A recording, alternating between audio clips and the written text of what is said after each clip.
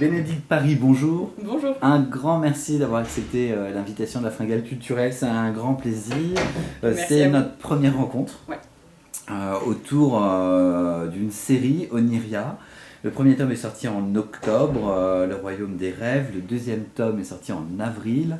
Il faut m'aider pour le titre du deuxième tome. Le disparu de Zagora. Voilà, et puis, alors, combien de tomes va-t-il y avoir ? Il y aura 4 tomes pour l'histoire d'Eliot. Ouais. Le troisième doit paraître à l'automne et le quatrième en juin 2016, si je ne me trompe pas. Est-ce que tout est écrit ? Non. Non, je suis en train de terminer le troisième. Bon. En plus, alors, ce qui est intéressant, c'est une nouvelle série et c'est aussi vos premiers pas dans l'édition. Ouais, donc, comment vous vivez cette expérience ? C'est un peu le rêve de la petite fille de 9 ans qui est en train de se réaliser. Donc c'est assez génial en fait. C'est un peu un conte de fées. Comment êtes-vous parvenu à publier ? Déjà j'ai terminé mon manuscrit, ce qui est déjà le premier point. Mais j'ai envoyé à Hachette par la poste. Donc ça marche encore ? Ça marche encore. Et puis c'est une coédition donc entre Hachette Roman et Hildegarde. Et Hildegarde, alors c'est différent parce que je les connaissais, je connaissais l'éditrice de chez Hildegarde, donc elle a suivi le projet depuis le début. Mais Hachette, c'était vraiment par la poste, donc ça marche encore, je confirme. En quelques mots, Bénédicte, est-ce que vous pouvez nous parler du sujet du livre ? Alors, l'histoire, c'est l'histoire d'un garçon qui s'appelle Elliot, qui a 12 ans, qui habite à Paris, qui a une vie ordinaire, à part que son papa est très malade. Il est dans le coma depuis 6 mois et les médecins disent qu'ils ne peuvent plus rien faire. Et en réalité, la grand-mère d'Eliot va venir le voir un soir en lui disant « En fait, ton père, il n'est pas dans le coma, il dort. Il dort depuis 6 mois. Et s'il dort depuis 6 mois, c'est parce qu'il y a un dysfonctionnement dans un monde que moi je connais, qui s'appelle Oniria, qui est le monde des rêves et des cauchemars, où vivent tous les rêves et tous les cauchemars que nous faisons chaque nuit. » Donc elle va lui donner un sésame pour se rendre dans ce monde-là, avec l'objectif de trouver le dysfonctionnement et de sauver son père. Il va se rendre compte que dans ce monde-là d'Oniria, il a un pouvoir extraordinaire qui est celui de créer tout ce qu'il imagine. Il lui suffit de fermer les yeux et d'imaginer quelque chose pour pouvoir rendre réelle cette chose-là, ou même cette personne-là, ou ce lieu-là.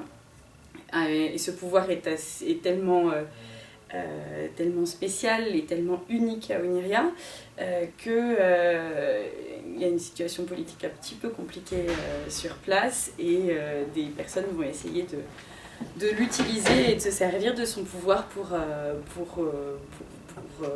arriver à leur fin. Et du coup, voilà, il va se retrouver embarqué dans des aventures compliquées qui le dépassent complètement. Moi, ce que j'ai trouvé intéressant, c'est que dans le premier tome, on découvre le personnage d'Eliot, son contexte familial qui vient d'être résumé. Et justement, le monde d'Oniria, Eliot le connaissait au départ parce que sa grand-mère lui racontait des histoires à ce propos, sans forcément qu'il y ait après tout ce monde imaginaire qui existe vraiment dans les livres. Oui, en effet, il a entendu parler de ce monde, il a été familiarisé avec ce monde d'Oniria tout petit par les histoires que sa grand-mère lui racontait le soir pour l'aider à s'endormir. Donc il connaît tout, en tout cas il connaît tout de la façon dont ça se passait il y a 40 ans. Mais à l'époque, il croyait que c'était des histoires, il ne savait pas que c'était vrai. Et là, il va se confronter à la réalité. Alors c'est assez étonnant de se dire que la réalité, c'est le rêve. Voilà. Mais donc il va se confronter à la réalité de ce monde-là. Et puis surtout, le monde a changé depuis les aventures de sa grand-mère sur place. Et donc tout va devenir beaucoup plus compliqué que ce qu'il imaginait au départ. Alors dans cette série, moi ce que j'ai beaucoup aimé sur le premier tome que j'ai lu, c'est le rapport entre le petit-fils et la grand-mère. C'est aussi magique ça, une très belle relation. Ils ont une belle relation, que j'aime beaucoup aussi. Moi j'aime beaucoup le personnage de la grand-mère, Mamilou, qui est à la fois